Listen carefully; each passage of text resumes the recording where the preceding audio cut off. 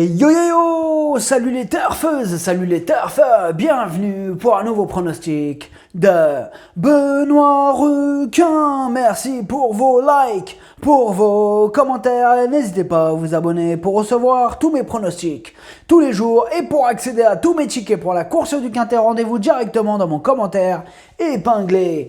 Ok, place au pronostic du Quintet du mercredi 23 mars, direction Lisieux pour le prix Roger Ledoyen. Trop attelé, 2725 mètres, 16 partants, réunion 1, course 1, indice de confiance 4 sur 5. Petit retour sur les quintets du lundi 21 et du mardi 22 mars. Lundi, dans mon pronostic, je vous ai donné le tiercé, le quarté et le quintet. Et mardi, je vous ai donné le tiercé et le quarté. Ça fait plaisir. Pour les VIP, ce lundi, on a 2 tickets tiercés dans l'ordre qui sont passés. Il a fait 112 € le tiercé dans l'ordre. On a aussi un ticket multi en 5 multiplicateur qui est passé. Il a fait 201 €. Ce multi en 5, on a aussi 2 tickets quintés désordre qui sont passés. Le quintet dans le désordre, il a fait 190 €. Et on a aussi un autre ticket multi en 5 qui est passé. Il a fait 201 €. Ça fait plaisir. Il y a des résultats. On continue comme ça. Bienvenue à tous ceux qui souhaitent rejoindre notre équipe VIP. L'abonnement ne coûte plus que 24,99 €. C'est le moment d'en profiter. Ok, c'est parti, on commence le pronostic et on commence avec le numéro 1, Espion de Bouer. Et on n'aura pas les commentaires de l'entraîneur de ce numéro 1. Alors, ce que j'en pense d'Espion de Bouer. Il sera déféré des 4 pour la 3e fois. Il reste sur un échec, mais il a déjà prouvé sa compétitivité. Mieux vaut ne pas le sous-estimer. Le numéro 2, Désiré Deslandes. Et on écoute son entraîneur Sébastien Hardy. Désiré Deslandes est vieillissante et va entrer au Hara prochainement. En attendant, elle a bien tenu sa partie à Laval lors de sa dernière sortie. Le parcours a été favorable, mais surtout, elle n'avait pas la distance à rendre. Elle est bien placée en tête, avec une course sélective, une nécessité. Elle peut se glisser à l'arrivée, sa marge est réduite. Alors, ce que j'en pense de Désiré Deslandes, tout d'abord, elle, c'est mon cheval de complément en cas de non partant. Eh bien, Désiré Deslandes, dans cette course, elle n'a terminé qu'une seule fois à l'arrivée. Elle va devoir, dans ce lot, compter sur un parcours sur mesure pour espérer accrocher une place. Le numéro 3, Élite d'Érable. Et on écoute Clément Thomas. Élite d'Érable manquait sans doute d'une vraie course à Amiens. Elle était plaquée mais allégée en plus. Cela a pu jouer aussi. Cette course lui aura fait du bien. Elle est sur la montante, son partenaire est en bonne forme. Elle sera moins allégée cette fois, elle n'a qu'à répéter ce qu'elle a fait, l'année dernière pour prétendre à une bonne place. Elle est bien placée en tête de plus. Alors, ce que j'en pense d'Élite d'Érable, elle reste sur 5 échecs consécutifs, mais attention, elle est en pleine progression. Le 9 mars, là, avant sa disqualification, elle luttait quand même pour les premières places. Réhabilitation en vue. Le numéro 4, Crack Atou. Et on écoute Thomas Malgvist. Krakatou aurait terminé tout près le 5 mars pour son retour dans la capitale s'il avait été plus heureux dans la phase finale. Il a battu son record et court de première. Depuis, il est toujours aussi bien physiquement. Il découvre un bel engagement en tête. Il est à son avantage sur les profils à main droite. À ce niveau, il est capable de disputer les premières places. Alors, ce que j'en pense de Crack Atou, eh bien, il vient de terminer 6e dans un lot supérieur. Alors, dans ce quintet, il dispose d'une première chance théorique. Le numéro 5, Dacero. Et on écoute Patrick Gérard Cavé. Dacero a fait une belle rentrée dans un bon chrono, mais c'était il y a peu de temps et il faut voir s'il aura bien récupéré. Je le laisse encore ferrer car je pense qu'il va encore avoir besoin de cette course, mais on ne sait jamais pour une 5e place avec un bon parcours, d'autant qu'il a déjà bien couru avec ses fers. J'espère surtout qu'il aura bien encaissé ses tout récents efforts. Alors, ce que j'en pense de Dacero. Tout d'abord, lui, c'est mon deuxième cheval de complément en cas de non partant. Eh bien, Dacero, il vient d'effectuer sa rentrée le 14 mars. Mercredi, il gardera ses fers. Bon, on a entendu son entraîneur, il a déjà bien fait avec ses fers, donc quand même petite méfiance. Du coup, il a sa place dans un champ réduit.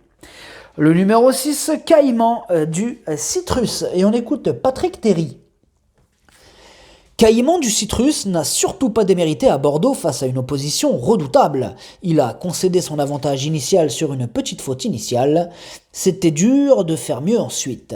Il aime prendre le train à son compte et durcir.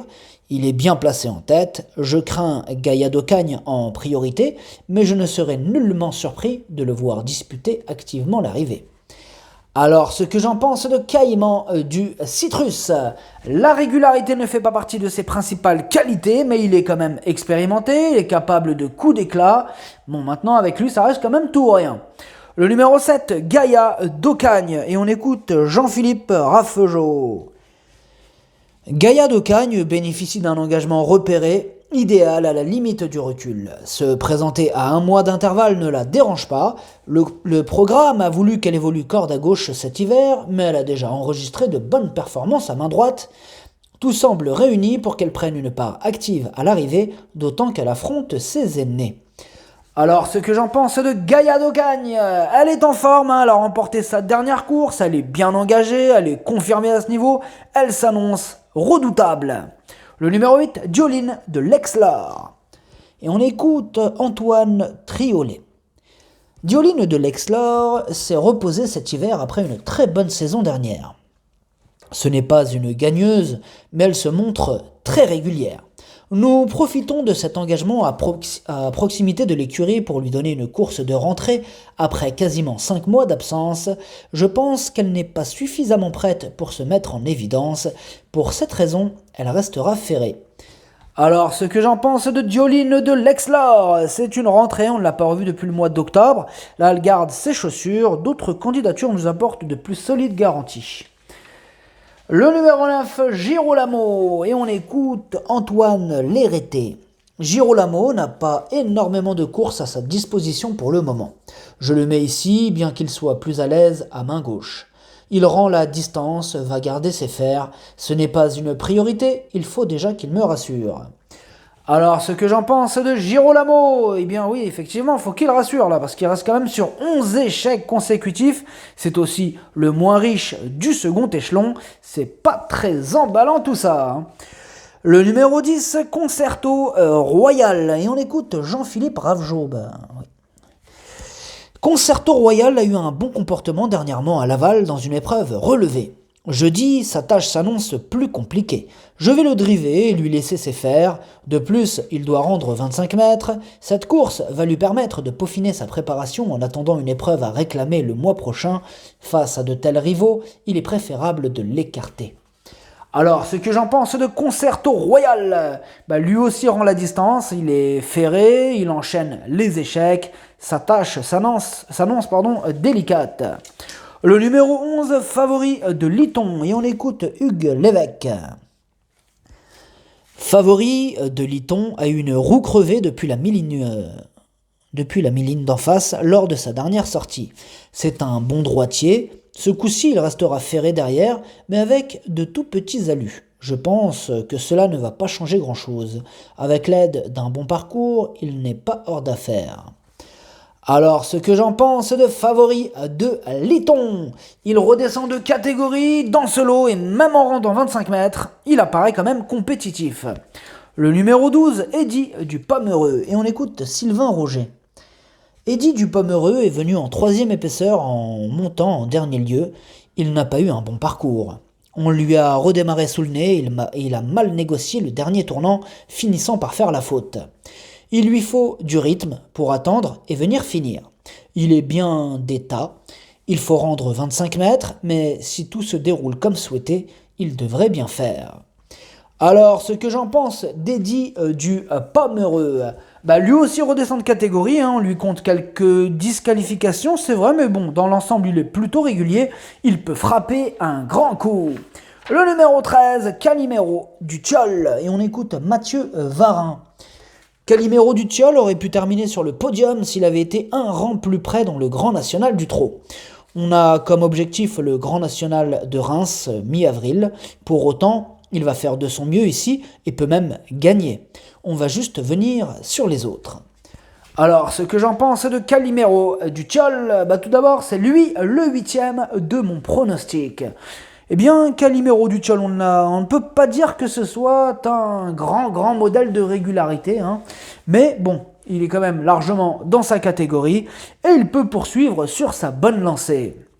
Le numéro 14, Charlie de Launay, et on écoute Laurent-Michel David. Charlie de Launay a connu une petite alerte à un tendon. Sa récente reprise de contact est assez bonne. Ici, il se présente à main droite, ce qui est nettement moins son truc. Il rend la distance et évolue face à des chevaux en pleine forme. Il restera ferré. Dans l'immédiat, il aura du mal à disputer les premières places. Alors, ce que j'en pense de Charlie de Launay, eh bien, il reste sur 9 échecs consécutifs. Là, on a surtout besoin qu'il nous rassure. Le numéro 15, Diego Soton. On n'aura pas les commentaires de l'entraîneur pour ce numéro 15. Alors, ce que j'en pense de Diego Soton, c'est une rentrée, on ne l'a pas revu depuis le mois de janvier. Il restait d'ailleurs sur 3 échecs consécutifs. Là, il est ferré aux 25 mètres. D'autres chevaux passeront en priorité. Le numéro 16, Sirocco d'Auvilliers. Et on écoute Bruno Guillot. Sirocco d'Auvilliers découvre des tâches compliquées, mais à l'entraînement, il montre qu'il a encore de beaux restes. Certes, il découvre un engagement idéal au plafond des gains, mais il s'attaque à trop forte partie. Il sera plus à son affaire au trot monté le mois prochain. Ici, je vous conseille de faire l'impasse. Alors, ce que j'en pense de Sirocco d'Auvilliers, sa discipline de prédilection, c'est le trot monté. Dans ce lot, sa tâche s'annonce compliquée. Le pronostic, ça donne 7, 12, 4, 3, 11, As, 6. Merci d'avoir suivi cette vidéo. N'hésitez pas à vous abonner pour recevoir tous mes pronostics tous les jours. Et pour accéder à tous mes tickets pour la course du Quintet, rendez-vous directement dans mon commentaire épinglé. À jouer avec modération. Bonne chance. Chopez-le-moi. Ciao.